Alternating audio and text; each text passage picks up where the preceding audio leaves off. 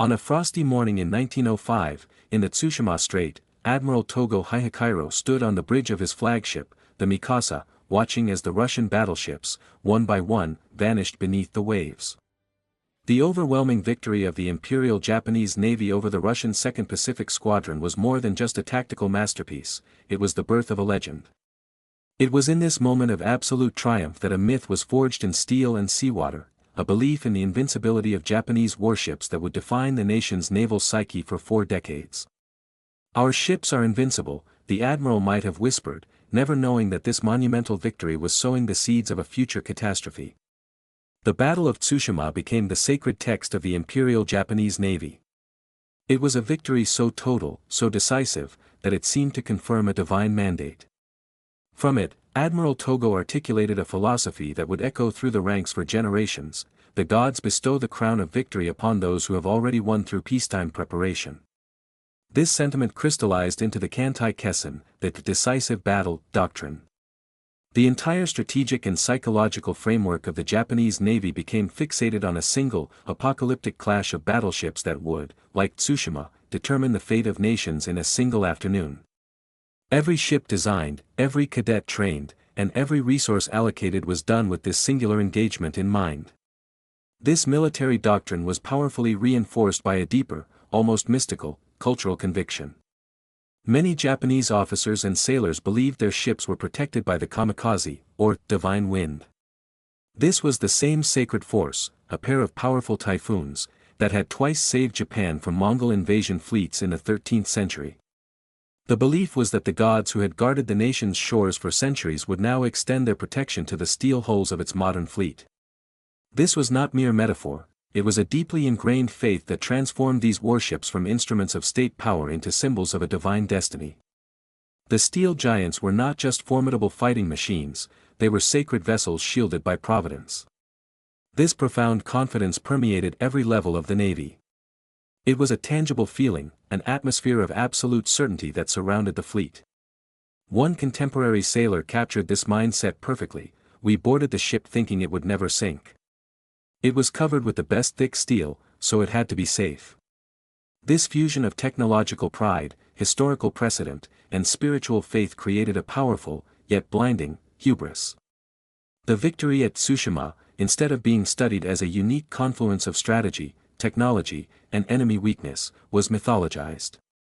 It became proof of an inherent superiority, a national and even racial destiny to rule the waves. This myth of unsinkability, born in the waters of Tsushima and nurtured by the belief in a divine wind, would grow unchecked, leading Japan to build ever larger, more formidable battleships, each one believed to be more indestructible than the last. As the 1930s dawned, the world was unknowingly on the brink of a new naval arms race, and Japan was determined to win it not through numbers, but through sheer, overwhelming power. The spirit of Tsushima had evolved. The faith in divine protection and superior training was now being forged into unprecedented physical form. This was the era of the super battleship, a time when the Imperial Japanese Navy, constrained by naval treaties and a smaller industrial base than its primary rival, America, adopted a doctrine of quality over quantity. The philosophy was simple and audacious: if you cannot outbuild your enemy, then build individual ships so powerful, so heavily armed and armored, that they are functionally invincible. The ultimate expression of this doctrine began to take shape in the deepest secrecy. In March 1934, Captain Kikuo Fujimoto, a brilliant and visionary naval architect, presented a concept that defied the imagination of the era: a battleship displacing a staggering 70,000 tons, armed with 9 colossal 18.1-inch guns, the largest ever mounted on a warship, and protected by a shell of armor up to 16 inches thick. This was the genesis of the Yamato class, warships designed to be unsinkable fortresses capable of engaging and destroying multiple enemy battleships simultaneously. They were conceived not just as weapons of war, but as the final arbiters of the Kantai Kessen, the decisive battle that would secure Japan's supremacy in the Pacific. The construction of these behemoths was cloaked in a level of secrecy that was almost fanatical. The Kure Naval Arsenal, where Yamato was built, was transformed into a fortress within a fortress. The construction dock was shielded by a massive curtain of sisal mats to prevent observation from the surrounding hills. Knowledge was dangerously compartmentalized. It was rumored that no single person in the entire shipyard had access to all the complete blueprints. This paranoia was so effective that even those building the ships were unaware of their true nature. Sakutaro Nishihata, one of the vessel's constructors, would later confess in astonishment, "I was building the biggest ship in the world and did not know it until the end of the war." This intense secrecy nurtured the psychology of superiority within the Naval High Command. They were not merely building ships, they were creating a trump card so secret and so powerful that it would guarantee victory when finally revealed. Yet, even as the steel monsters took shape, a prescient voice of caution emerged from within the highest echelons of the Navy. Admiral Isoroku Yamamoto, a man who understood the changing face of naval warfare better than most, harbored deep reservations about the battleship-centric doctrine. He famously warned, "The fiercest snake can be defeated by a swarm of ants," a thinly veiled metaphor for his belief that even the most powerful battleships were vulnerable to massed attacks by a new and ascendant weapon, the aircraft. His warning was a chilling premonition that the age of the naval gun was ending and the age of air power was beginning. For Yamamoto, the super battleships were magnificent, but they were also dinosaurs, symbols of a glorious past ill-suited for the wars of the future. The strategic gamble was immense. The resources poured into the Yamato and its sister ship, Musashi, were astronomical. The steel, labor, and industrial capacity they consumed came at a staggering opportunity cost. It is estimated that the same resources could have been used to construct 6 large aircraft carriers or as many as 45 modern destroyers. By choosing to build 2 invincible battleships, Japan deliberately sacrificed the very assets, carriers for air cover and destroyers for escort, that might have protected them. The die was cast. The Imperial Japanese Navy had staked its future on its steel monsters, convinced that their unparalleled power was the key to victory, unaware that their true vulnerability lay not in their armor, but in the very doctrine that created them. While Japan was perfecting its steel giants, convinced they were the ultimate arbiters of naval power, America was quietly forging a different kind of weapon in the crucible of the Pacific War. At the outset of the conflict, the U.S. submarine force was an often ineffective and frustrating arm of the Navy, plagued by faulty torpedoes, cautious doctrine, and a lack of reliable intelligence. The silent service was too often silent in its results. However, the brutal lessons of the war's early years forced a rapid and lethal evolution. From a scattered and underperforming asset, the American submarine fleet was being transformed into one of the most deadly and efficient fighting forces in naval history. This transformation was driven by a trinity of improvements: technology, tactics, and intelligence. The notoriously unreliable Mark 14 torpedoes, which often failed to detonate or ran deeper than set, were painstakingly fixed, turning them into the ship killers they were always meant to be. Tactically, American commanders began to shed their pre-war conservatism, adopting aggressive, wolf pack strategies that allowed multiple submarines to coordinate devastating attacks on enemy convoys and task forces. Most importantly, breakthroughs in signals intelligence gave American sub-captains an unprecedented view of Japanese fleet movements, allowing them to be in the right place at the right time to set a lethal ambush. The hunters were learning their craft. Embodying this new generation of underwater predator was the USS Sealion, SS-315, a Below-class submarine placed under the command of a determined 31-year-old lieutenant commander named Eli Thomas Reich. A 1935 graduate of the U.S. Naval Academy, Reich represented the modern, aggressive, and technically proficient leadership that was coming to define the submarine service. Under his command, the Sealion was destined to achieve a feat that no other American submarine would in the entire war: to sink an enemy battleship. The quiet and deadly effectiveness of this transformed force is captured in one of the most stunning statistics of the Pacific War. This small, elite branch, comprising a mere 2% of the total U.S. Navy, would ultimately be responsible for sinking over a third of the entire Japanese fleet, including warships and vital merchant shipping. They were the swarm of ants that Admiral Yamamoto had feared, methodically and relentlessly dismantling the foundations of the Japanese war effort from below the waves, far from the grand fleet-on-fleet actions envisioned by the Kantai-Kessen doctrine. Yet, the path of these hunters was not without its own profound tragedies, highlighting the brutal and often indiscriminate nature of submarine warfare. On September 12, 1944, the USS Sealion, in a tragic case of mistaken identity, attacked a Japanese convoy and sank 2 transport ships. Only later was it discovered that these were Hell ships carrying Allied prisoners of war. Of the 2,218 Australian and British POWs crammed into the holds, a staggering 1,559 perished. In a small but significant act of redemption, the Celian later returned to the scene and, amidst the wreckage, managed to rescue 54 of the survivors.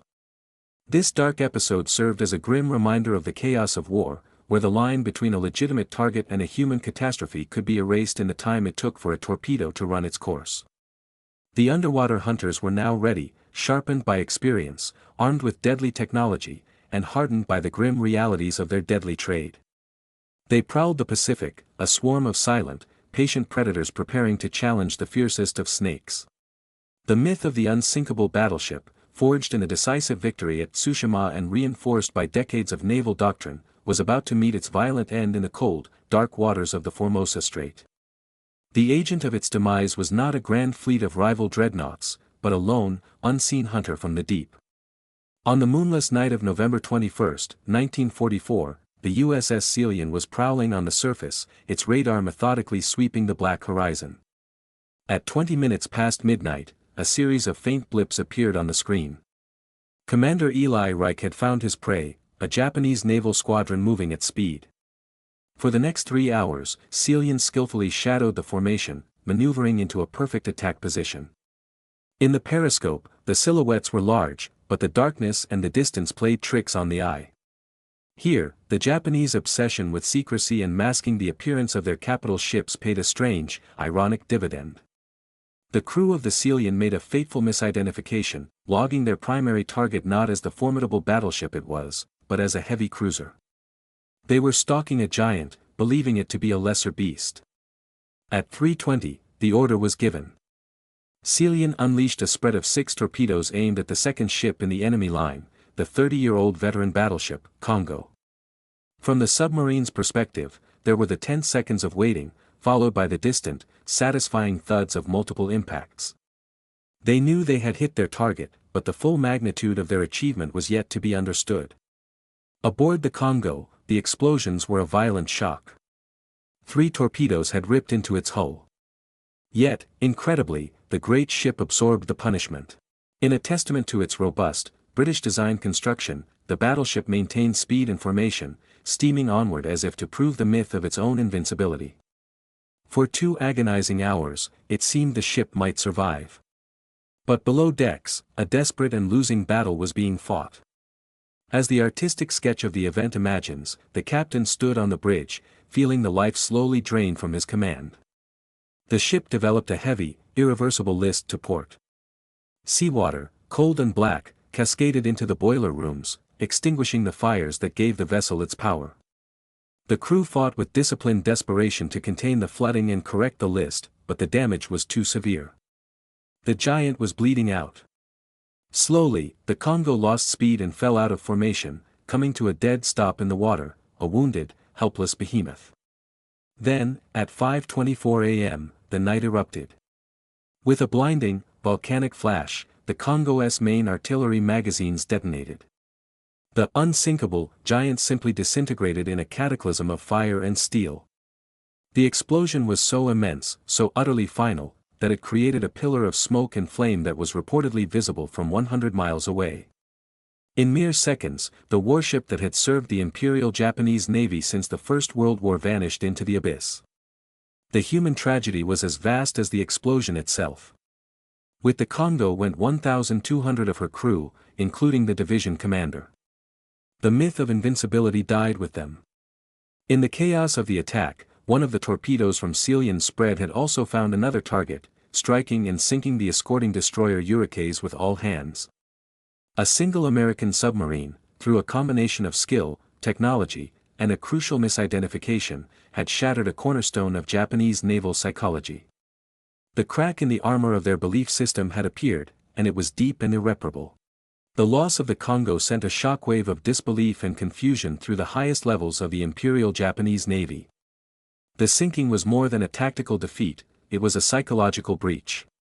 A battleship, the very symbol of naval might and the centerpiece of the Kantai-Kessen doctrine, had been destroyed by what was considered a minor threat, a single, unseen submarine. For decades, their strategic thinking had been dominated by visions of titanic clashes between gun-bristling dreadnoughts. Now, that foundation was cracking.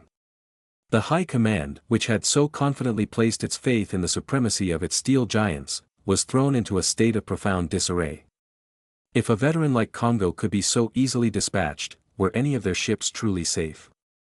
As the months wore on and the American war machine ground inexorably closer to the home islands, the remaining super battleships, Yamato and Musashi, languished in port, symbols of a power that the Navy seemed unable or unwilling to wield.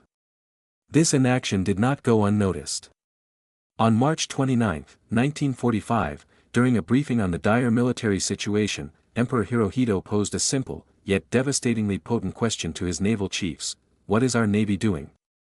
This query was not a genuine request for information, it was understood by all present as an implicit and stinging criticism of the fleet's passivity. The Emperor's words carried the weight of a command, overriding all strategic and tactical objections. The Navy had to act. The greatest battleship ever built, the Yamato, would be given its final, desperate mission. The plan, codenamed Operation Tengo, was a suicidal charge into the heart of the American fleet at Okinawa. The pre-mission briefing for the officers of its escort squadron was an exercise in grim fatalism.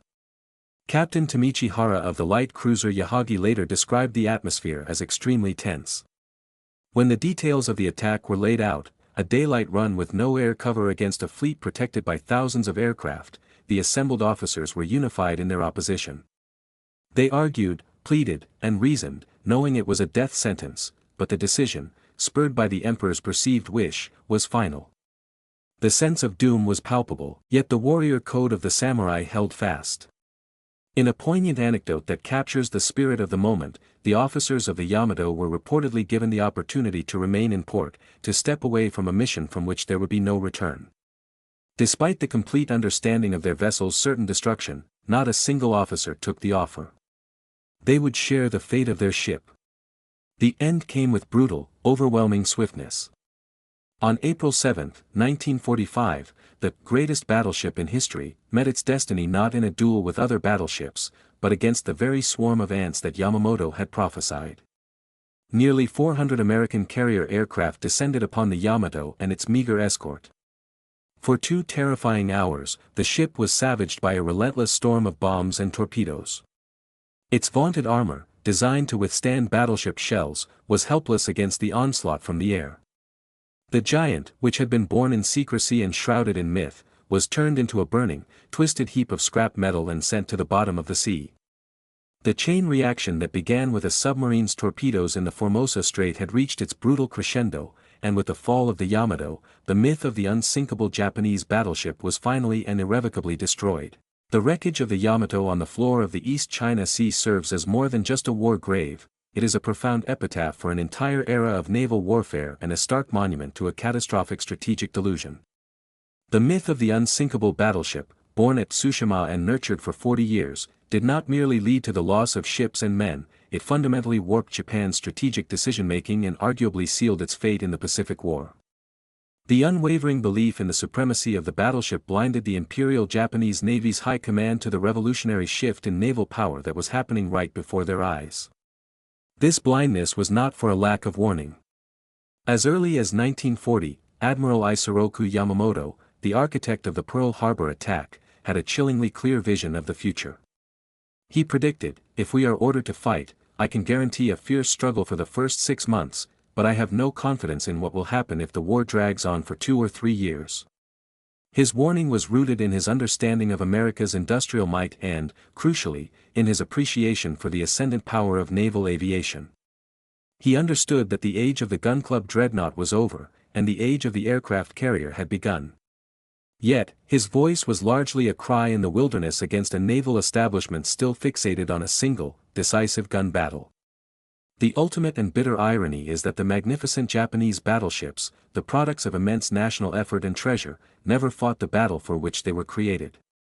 The Kantai Kessen, the climactic fleet-on-fleet engagement that was the sole justification for their existence, never materialized.